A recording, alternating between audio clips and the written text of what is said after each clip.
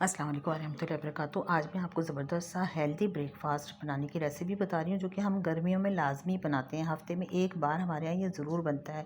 बेहतरीन होता है, आपका शुगर आपकी सेट करेगा, आपका कोलेस्ट्रॉल लेवल सेट करेगा, आपका ब्लड प्रेशर सेट करेगा और आपको पूरा दिन फुलनेस फ़ील करेगा। आपको दोपहर के खाने की ज़रूरत नहीं होगी बिल्कुल भी, आपका खाना स्किप हो जाएगा दोपहर का। इतना ज़्यादा ग़िज़ाइयत से भरपूर होता है ये कि आप इसको खाएंगे तो आप बहुत ही हेल्दी रहेंगे और फ्रेश फ़ील करेंगे। तो इसकी रेसिपी मैं आपको बता रही हूँ, जो कि आज मैंने नाश्ता बनाया बच्चों की स्पेशल फरमाइश पे कि अम्मी आज ये नाश्ता बन जाना चाहिए। बस अब गर्मियाँ आ गई हैं तो अब हमारा रूटीन वही होगा कि हफ़्ते में एक दिन हमने ये लाज़मी बनाना है। इसके लिए हमने क्या किया है कि हमने एक अदद प्याज ले ली है। पहले हमने जग के अंदर हमने एक चटनी बनाई और चटनी को पीस लिया हमने। उसके बाद हमने इसके अंदर प्याज डाली, उसको भी हल्का हल्का हमने पीस लिया। दूसरी साइड पे ये हमने चटनी को निकाल लिया है प्याली के अंदर। इसमें हमने डाला था हरा धनिया, पुदीना और हरी मिर्च, ज़ीरा, नमक, इन सारी चीज़ों की हमने चटनी बनाई थी। हमने आधा पाव के करीब जो है वो सादा गेहूं का आटा लिया है और एक पाव हमने लिया है बेसन। अब जो हमने इसको अच्छे से हमने मिक्स कर लिया हाथ से, खुश्क सा। और जो हमने अभी ग्रीन चटनी बनाई थी वो चटनी हम इसमें इस्तेमाल करेंगे। हम जो आटा गूँदेंगे वो इस चटनी से गूँदेंगे, ठीक है। इस चटनी के अंदर सारे फ्लेवर्स हैं, हरा धनिया, पुदीना, हरी मिर्च, ज़ीरा, ये सारी चीज़ें इसके अंदर हैं। और प्याज हमने लास्ट में पीसी थी उसके अंदर, ताकि थोड़े थोड़े से चंक्स प्याज के जो है वो रोटी के अंदर आए तो वो बड़े अच्छे लगते हैं। इस चटनी से हम प्यार से आटा गूँध रहे हैं और हमारा बहुत ज़बरदस्त सा अच्छा सा फाइन सा आटा गूँध जाएगा। इस तरीके से इसको हथेली से, हाथ की उंगलियों से आपने हल्के हल्के मिक्स करते जाने हैं और जब ये अच्छे से मिक्स हो जाएगा तो आप इसका आटा गूँध लीजिएगा। फ़ाइन सा आटा गूँध गया है, देखिए कितना फ़ाइन आटा गूँधा है इसका। ना इसमें गुठलियाँ हैं ना ये पतला है, बेहतरीन सा हमारा आटा है। हमने बटर पेपर लिया, उसके अंदर हमने पेड़ा रखा, उसमें हमने हल्का हल्के हाथ से घी लगा लिया। आपकी मर्ज़ी है, आप तेल लगाएं, घी लगाएं, देसी घी लगाएं, मक्खन लगाएं। इस पेड़े को हम बंद कर लेंगे और बंद करके इसकी हमने रोटी बेल लेनी। चूँकि मेरे एक हाथ में मोबाइल होता है तो मेरे लिए वो पूरा प्रोसेस बताना मुश्किल हो जाता है। हमने दूसरी साइड पे थोड़ा सा ऑयल लिया, चुन्ना मुन्ना सा ऑयल लिया, तकरीबन आधे कप के करीब, बहुत ज़्यादा ऑयल नहीं लिया। उसके अंदर हमने एक बड़ी वाली प्याज हमने और आधा लहसुन की गड्डी, वो हमने लहसुन छील के इसमें फ्राई कर लिया। फ्राई करके हमने प्याज को अलग निकाल लिया है और हमने तकरीबन आधा किलो के करीब लिए हैं बैंगन, चमकदार शाइन करते हुए बेहतरीन से हमारे ये बैंगन हैं।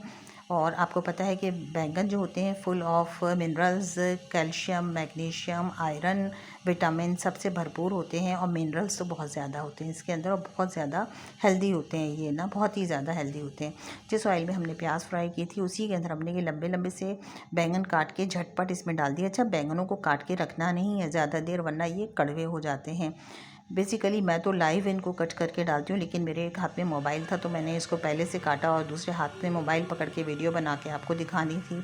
तो अब ये ऑयल के अंदर हमने डाल दिए हैं तो ये अपने ही पानी में और हल्के से ऑयल के अंदर फ्राई हो जाएंगे। इसको हमने ढक के रख दिया मीडियम आंच पे। दूसरी साइड पे हम दही ले रहे हैं, आधा किलो के करीब हमारे पास दही है। दही को हमने अच्छे से मिक्स कर लिया। अब ये दही के अंदर आपको पता है कि कितना कैल्शियम होता है और कितनी हेल्दी होती है दही ना।